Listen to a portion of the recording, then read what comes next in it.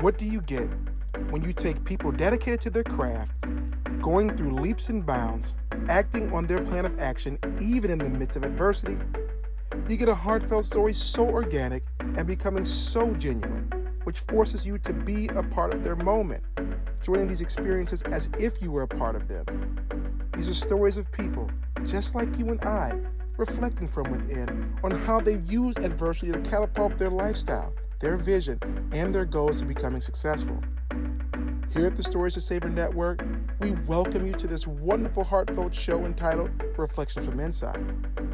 So the next time you go through trials and tribulations, or having self-doubt, consider to let the stories resonate with you in hopes to inspire you to believe that you can do whatever you set your mind to do.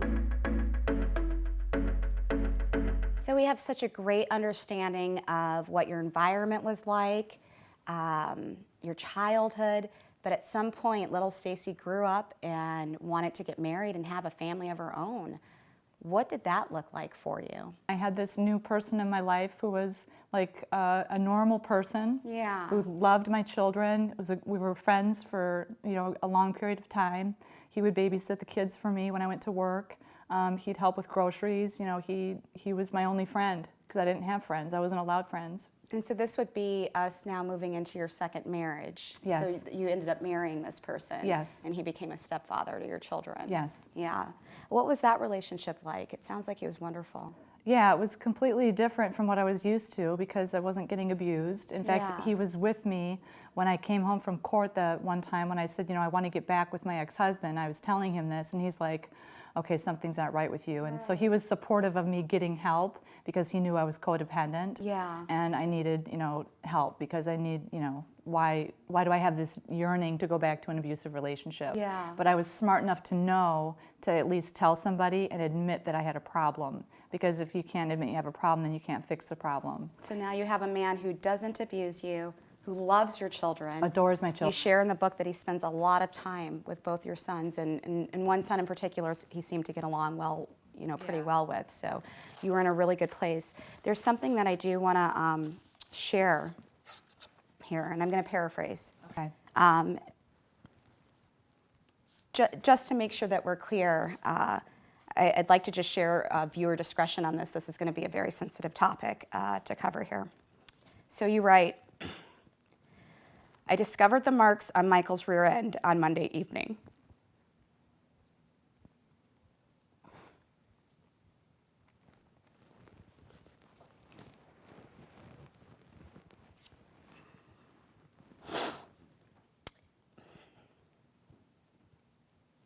You write, I discovered the marks on Michael's rear end on a Monday evening, and Tuesday morning I went to give Michael a bath.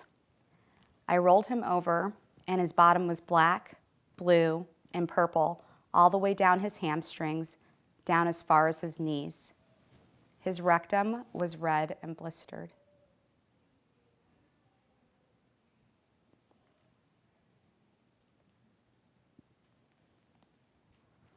How old was Michael? He was 8 months old. When you found him this way, from the man who doesn't abuse you and who loves these children so much. Yes. I didn't know it at the time, but yeah. And this was the one that he favored. There's a part in the book where you talk about your children spending a lot of time in the room, and you had I think it was a train. What was Michael with the trains. You had a border of trains or something on the wall? Yeah, that was when I moved to Buffalo Grove, and Michael was 5. And I had trains, planes, and automobiles as the border. And he said to his father, because his father, his biological father, dropped him off after visitation. He said, what's going on with Mike? And I said, what do you mean? And he said, well, I was singing Row, Row, Row Your Boat. And he said, my daddy used to sing that to me. He's talking about his stepdad. His stepfather. And he got upset, and Michael started crying, and he said there's trains in his room. And that was a trigger from what had happened from before. So it was indication that he was now afraid of them because that's where the abuse was going on? Yeah, it's a long story, but DCFS got involved. They did a thorough investigation. I didn't even have him investigated because he was the last person on the planet that I would ever thought would have abused. And so they wanted to know who was around my son at that time when he was 8 months old. So it was the babysitter, myself, and then the babysitter's husband, so they negated that it was none of them, and they also investigated my ex-husband. And there was nothing to be found. So fast forward, a year and a half later, I marry Marty, this man for my second marriage. And then within like a month, he put on a whole bunch of weight. And so then I had asked Michael, when he was like now 2.5, 3 years old, if anybody was touching him in his privates, because DCFS had already asked him, and he said no.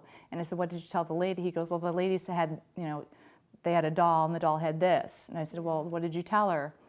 He said, I told her no. And I said, well, has anybody ever touched your butt or your private? And he said, yes. And I'm freaking out, and I said, who? And he said, I said, Daddy Pat or Daddy Marty? And he said, oh, Daddy Marty. Like, don't you know anything, Mom? And so then I said, well, why don't you tell me about it? And he said, well, it's at night, and it's in my room, and there's lots and lots of trains. And he said, and that's how my butt got that way. And so here he is, 2.5 or 3, and somehow he remembered what happened when he was 8 months old. I need to stop.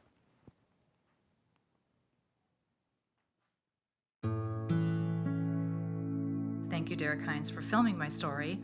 The book is not about my ex-husband, it's not about my mom, it's about me, and it was very humbling, and there was a lot of shame that I had gone through. And so when you're in that situation, you typically try to hide the domestic violence because you don't want anybody to know about it, so you do what I did and you hide it. So 14 years ago, when I was 40, I published the book, and it gave me a great sense of relief. Since then, I've been certified in domestic violence, and I have found that 1 out of 3 women and 1 out of 4 men are physically abused in an intimate relationship. But those are stunning statistics. If you need help, please call the 1-800-799-SAFE hotline. They receive over 20,000 phone calls a day. And if you don't have a game plan, you need to get a game plan. Call the number 1-800-799-SAFE, which is 800-799-7233. I also wanted to say, as far as my ex-husband, because a lot of people will ask, he did remarry, and they had a couple more children, and then he took his own life in 2011, which was difficult for my children. The great news is that both of my children graduated from college, and they are doing very well, and neither one of them have repeated the cycle. So it was my goal to stop the cycle of codependency and physical abuse, which tends to run family to family, and we accomplished that, so that's wonderful. And I just want to encourage everyone out there to let you know that everybody has a story. I know all of you have a story. Nothing special about mine. I just published it.